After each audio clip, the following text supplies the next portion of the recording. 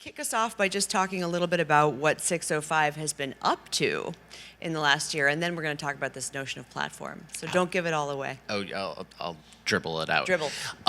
605 has been going through a huge amount of innovation over the past year. We've been around for 3+ years and historically very focused on bespoke analytics and attribution. But we've always had this really powerful, unique TV viewership data set with Charter Spectrum set-top box data is the core of it. And over the past year, we've augmented that TV viewership data set with ACR smart TV data, as well as some additional set-top box data. And our team has furiously worked at essentially making that data beautiful and gorgeous and cleansed. What does it mean? Okay, yeah. What does beautiful and gorgeous and cleansed mean? So basically, we're at 21 million households. Okay. And in terms of what comes into our systems, it goes beyond 21 million households. But in terms of cleansing it, applying cap and edit rules, and essentially creating something that is actually 100% deterministic in that we can actually activate data on this TV viewership data set at a one-to-one, privacy-compliant, anonymized household level. That's the deterministic component of it that creates a huge amount of power for the advanced TV ecosystem. And what we do is we're able to activate literally any type of privacy-compliant data onto our TV viewership data set. And then the team has invested millions and millions of dollars, and I can't tell you how many man-hours, to essentially build out currency-grade national projections on top of that to make it representative and applicable to the U.S. national TV market. I'm going to stop you for a second because the devil is in the details here, right?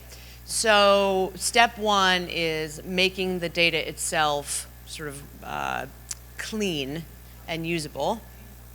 Step two is making the data something that is projectable and representative. Correct. Is that right? Correct. Okay. Where do we often fall down? As an industry. So as an industry, everyone's aware that 2019 and accelerating into 2020, that attribution and outcomes are a huge shiny object in the room, and there's an increasing and embracing of outcomes across the industry. And so where I think we fall down is there isn't enough focus on the data, the viewership data that is being used to actually say these households or devices were exposed to this ad, and then marrying it up in a scalable, accurate, powerful manner to whatever the outcome is that you're trying to measure against. So the whole thing was a house of cards if you don't have a solid foundation?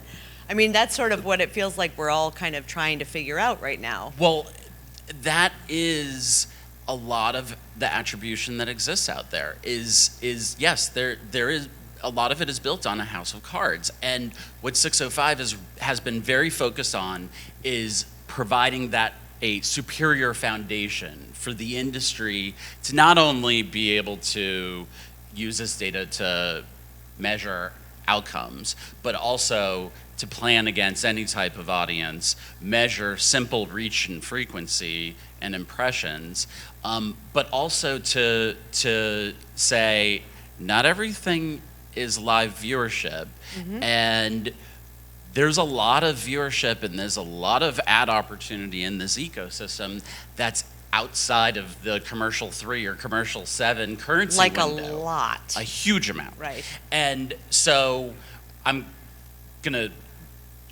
jump a little bit. So 605 announced yesterday that we've launched a product called 605 Platform, and this is our foray officially into the television measurement space. We're absolutely excited.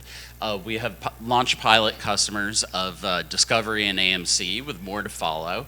And it's not only for programmers, it's also for agencies and brand marketers. Yeah, and I want to ask you well. about that. But before we get there, why platform? So it's a very deliberate choice to call it that, right? It is a very deliberate choice, and we were batting around. We were like, oh, we can make up a name, and we kept coming back to platform. And if you think about the advanced TV conversation over the past few years, and the formation of organizations like OpenAP and the OR Initiative, and I'm sure I'm leaving out a whole bunch of others. And let's not forget about the mega media mergers that are happening. Totally. What is happening is the television industry is trying to bulk up in size so that the different organizations are able to provide swaths of inventory, pools of inventory that are able to compete with the walled gardens, the digital giants, which are absolutely massive and very, very global. And so the reason why we named 605 Platform is we believe that the television marketplace needs to view itself as a platform in and of itself. It isn't as like a one holistic ecosystem. Is that the notion? So I would say marketplace. Okay, fair enough. And so for over 50 years, buyers, sellers, researchers, they have been able to see complete transparency across every single network, and every single program and every single ad, depending upon the data source that they're licensing. And this is a very different characteristic compared to the digital realm, where the digital realm, it's like this walled garden will say you can see this little bit, and Totally. and you can't really marry across the walled gardens. And so the beauty of what has been in place for half a century is this open marketplace and transparency, an open garden, if you will. And what we've done is we've taken data, what we believe is the most powerful data necessary, census style. 21 million is obviously not census, where you have 120 million TV watching households, but it's getting there.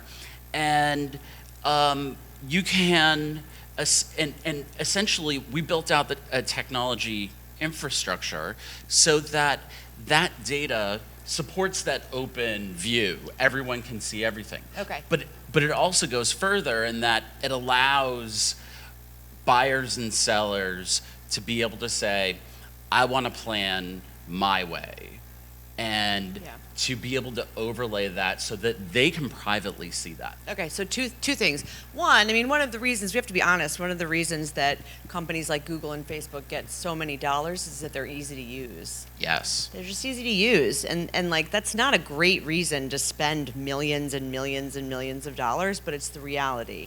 So part of this is we have got to just make this easier. Yes?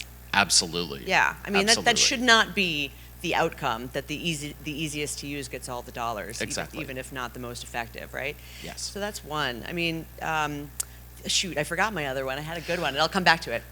Well, just to elaborate on that, I mean, Oh, I remembered it. Go Yeah, ahead. It was the basket of currencies idea, right? Yes. Yeah, that's what it was. It's like, let's talk about that. So we're entering a multi-currency future.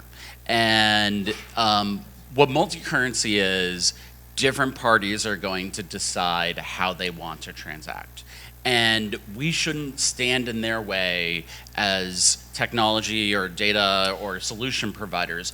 Instead, what 605 is focused on is we're focused on providing the technology and the data so that they can have a uniform way of activating what it is that they want to measure. Okay, so as long as buyer and seller agree, that's kind of the point, right? Yeah, That's what you're saying? exactly. I mean, that's the only way it can work. Buyer and seller have to agree on something.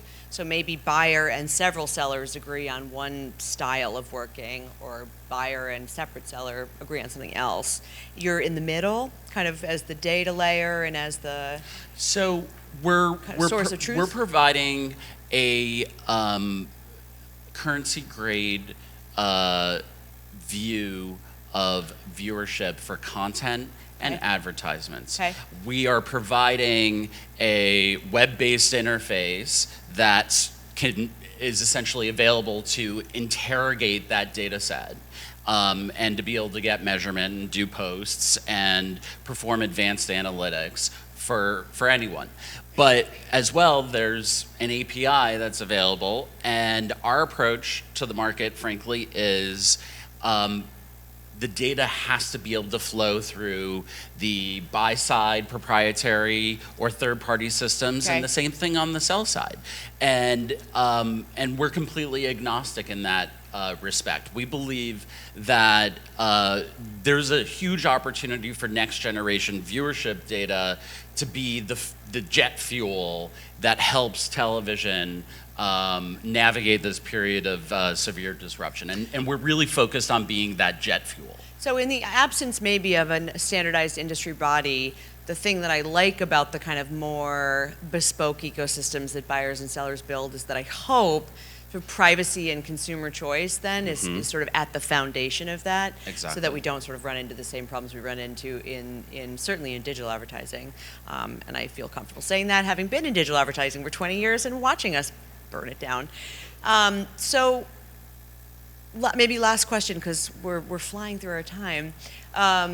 What's next? I know you're sort of in the pilot phase right now. Yeah, so we're in a 3-month pilot phase. We're signing up additional pilot customers. Right. And there's a virtuous feedback cycle that we're going through in terms of perfecting the way that our metrics are being displayed. But really what's next is being able to demonstrate what is the incrementality that exists between the traditional TV universe and the digital universe and whatever else data someone wants to look at and be able to combine across those universes. And so what we're really focused on is building the best lens of the traditional linear over-the-air DVR set-top box VOD universe possible, and wrapping that with a privacy-compliant, anonymous identity layer that makes this view of the TV universe, which is open and transparent, the most actionable, the most integratable possible with digital and all those other places. But we even take it one step further in that we believe that the ultimate future is really, we're all going to move to census-based measurement eventually. And so the way that we've architected our solution, it actually supports bring your own data. So we have some customers that have set-top box data licenses as part of their carriage agreements. And so, yeah, we have 21 million households combining the best of set-top box and smart TV data, which there's huge differences between those two.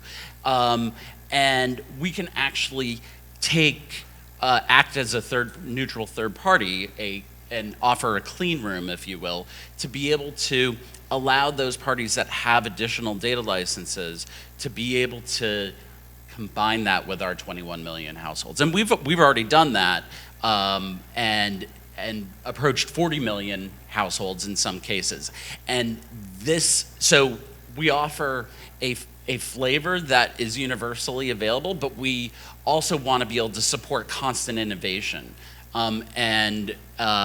That's the key. We believe at 605, that's the key to navigating to the future of television. Yeah, I mean, it certainly feels like this beat retreat is filled with talk around interoperability, connectivity, flexibility. Like those feel like the words that I'm hearing. It remains to be seen how it plays out, right? Because doing those things from a business standpoint can be challenging. But building the infrastructure to enable it certainly is an important first step, right? It's very important. Yeah, it's a very important first step, a necessary first step.